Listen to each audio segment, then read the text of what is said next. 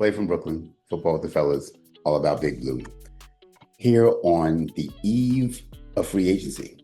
Free agency eve is one of the most exciting days of the year for Giants fans. Again, postseason for us means after the Super Bowl, not after the regular season. So we are in our postseason in all our glory with our 5th overall pick coming up. And we've just made some cuts that freed up some cap space. So we have even a little bit more money and room to spend and make moves.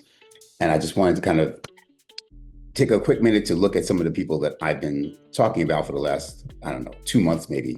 And let's see what you guys think about what I think about who we're going to sign or should sign. Starting with cornerback. The Kansas City Chiefs just traded Trent McDuffie. So that makes me think that they're less likely to let Jalen Watson go also, especially since they redid Patrick Mahomes. They restructured his contract to free up some cap space. I have a feeling that was for Jalen Watson, but he's still at the top of my wish list.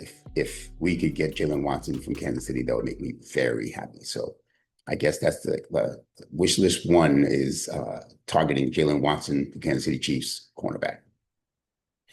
In the event that we don't get him, in the likely event that we don't get him, there's still a couple of other cornerbacks that are out there. Jamel Dean from Tampa Bay, someone who is 30 years old, so that's not so exciting, but really, really good cover corner. Shout out to all the other people who've been talking about that, Marshall Green, Jordan Renan, et cetera, et cetera. But yeah, I'm on board with Jamel Dean signing as well, again, if we don't get Jalen Watson. And of course, there's Cordell Flott, who I think is going to get a decent payday. I don't think he's going to get a crazy payday. I've heard people say he might make more than Paulson Adebo made last year. I don't know that I believe that's going to happen. But I do think that he's shown enough where he's going to get, a multi-year deal at some decent money. And if it's decent money, I think we should pay it. But then by decent, I mean like 10 or 12 million a year, maybe for like 3 years. That's up for me from like 7.5, 8 million a year, which is what I was thinking, like just as the season ended. But as I look around at what's going on in the off season, he is going to be one of the better cornerbacks available in the market. So he's certainly going to reap that reward and get paid decently. And I like Cordell Flott. He's not great, but he's solid. And if he's your second or third best cornerback on your team, that's not a bad thing. So I would be willing to bring him back too. As for inside linebacker, which I think is another huge, maybe even bigger problem. Obviously, again, my wish list number one is Devin Lloyd. I don't think the Jaguars are going to let him leave, but if they do, it needs to be to come here. I think that Leo Chenal is a more realistic person to go after because I think, again, the Chiefs have spent a lot of money on linebackers already. Right, they've already paid Nick Bolton. They've already paid Drew Tranquill. I don't know that they can afford to pay 3 inside linebackers, really good money. So I think he actually will hit the market, and I think he should land here. But the Bears just released Tremaine Edmunds, and I'm fine with that. I'm all about Tremaine Edmunds as well. Another really good run stuffing linebacker. I think both Leo Chenal and Tremaine Edmunds are thought of as, not great in coverage. I think they're probably both better in coverage than they're given credit for, but they're also really, really good against the run, and that's what we need most importantly. So even if they have to come off the field on 3rd down, I'm fine with that. Give me 2 downs of really good run stuffing inside linebacker play, and I'll figure out 3rd down. The other guy we talked about was Devin Bush, who had probably his best year last year after coming out of college looking like he was going to be, elite. He never lived up to that. But then last year for Cleveland, he had a pretty decent year. So he's someone that if Devin Lloyd and Leo Chenal and Tremaine Edmunds don't work out, I would be fine with taking a flyer on Devin Bush. We have to. We've already released Bobby Okereke, and I'm not a huge Micah McFadden fan, certainly not as a 3-down linebacker. So we have to make at least one move there. So that's 2 positions that I think are really, really key, and we just have to start there. Defensive tackle is another position that I think we have to talk about and about improving. And as you know, I really hope that we sign Christian Wilkins. But I think that A'Shawn Robinson would be a person we should take another look at. We should have never let him go in the first place. And I think that he's someone that if we were able to work that out and get him back, that would be very helpful. We just watched the Jets add T'Vondre Sweat, which really annoyed me because that's who I really wanted. That would have had to have been in trade. He's not a free agent, but I really wanted a huge run stuffing nose tackle to allow Dexter to rest and or to move over to three tech, because I think Dexter could be just as dominant at three tech. Not, I think Dexter has been just as dominant at three tech as he has been at nose tackle. So I would have loved that, but it is what it is. Let's see. Any other players, positions on defense? I mean, obviously we need a safety. I'm thinking the draft is where we'll deal with that. So on offense, I think we got to sign Daniel Bellinger. I know that seems to be a kind of under the radar conversation. And if I'm Daniel Bellinger, I want to get out of here. But if the money is right, maybe he considers giving us another shot. I think he's really, really good, and we really underutilized him. Chris Manhertz is a great blocking tight end who I think would be willing to stick around for one more year at a very inexpensive contract, and I think we should take advantage of that. I'm not as keen on Isaiah Likely as a lot of people are. If we lose Bellinger, especially if we lose Bellinger and Manhertz, then of course, if Likely wants to come here, I'd certainly consider that. But right now, our tight end room was not the problem last year. Our tight end usage might have been, but our tight end room was not. Offensive line. So I've been going back and forth a lot about this Tyler Linderbaum potential signing. Part of me thinks that Harbaugh is doing Linderbaum a favor by talking him up this way, which drives up his price. And I think that that would be a very nice thing to do as a parting gift to a young man that you have a great deal of respect for.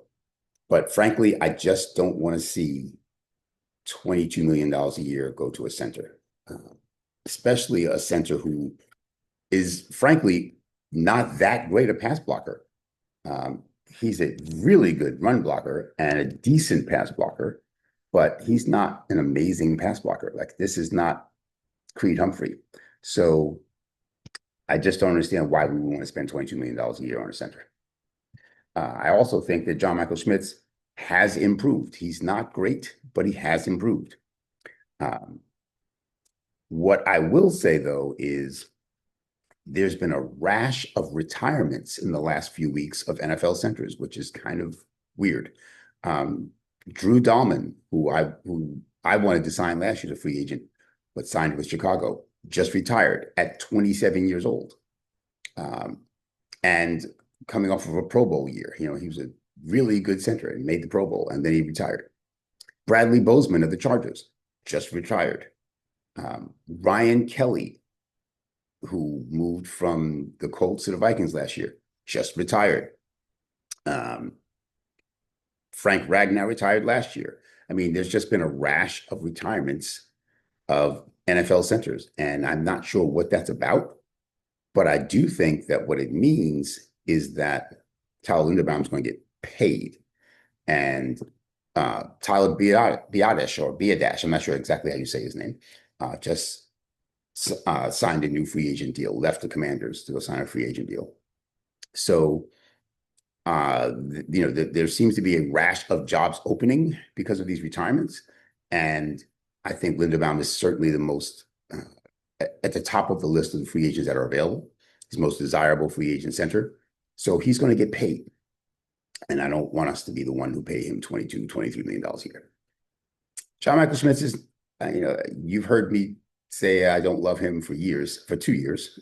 And I'm not thrilled with the idea of him coming back, but I can live with that. There are positions we are much worse off at than center.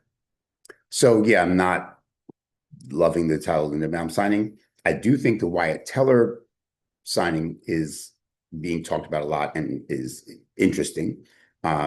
Wyatt Teller is coming from the Browns, which is where our new offensive line coach came from. But what people aren't talking about is that guy benched him for the last couple of games this year. Not sure if it was him that benched him or the offense coordinator or the head coach, but for whatever reason, He's coming from a situation where he was literally benched, not injured, just told we want to go in a different direction for the last couple of games this year for Cleveland, after having been one of the best guards in football, within the last 3 or 4 years. So he's had a couple of injury issues, and for whatever reason, kind of fell out of favor in Cleveland. If he's willing to come here, he's 31 years old. He's willing to come here, on a really inexpensive deal. Sure, I'd be happy to have him. He's obviously very familiar with that offensive line coach. So, maybe that helps to instill the new system here. But I'm not expecting the 25-year-old or 26-year-old Wyatt Teller again. So, yeah, I'd take him, but I'm not, knocking down doors to get to him. I think Jermaine Eluemunor is gone. You've heard me say that many times. I would love to have him back, but I have a feeling he's going to go down to Tennessee. I hope I'm wrong, but I don't think I am. And Elgton Jenkins from the Packers is also available. I think he's had his share of injuries, but he's played all 5 offensive line positions and at a very high level at different times in his career. So if he checks out medically and is willing to play for a reasonable salary, then he's someone that I'd really be interested in.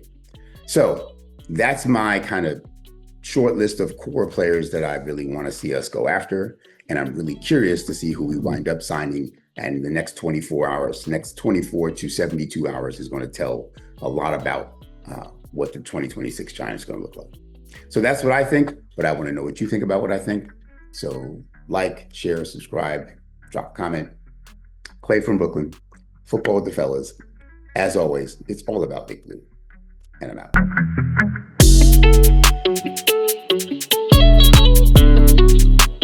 Big shout out to El Marquis Productions, the talent behind the music and production here at Football with the Fellas. It's all about Big Blue.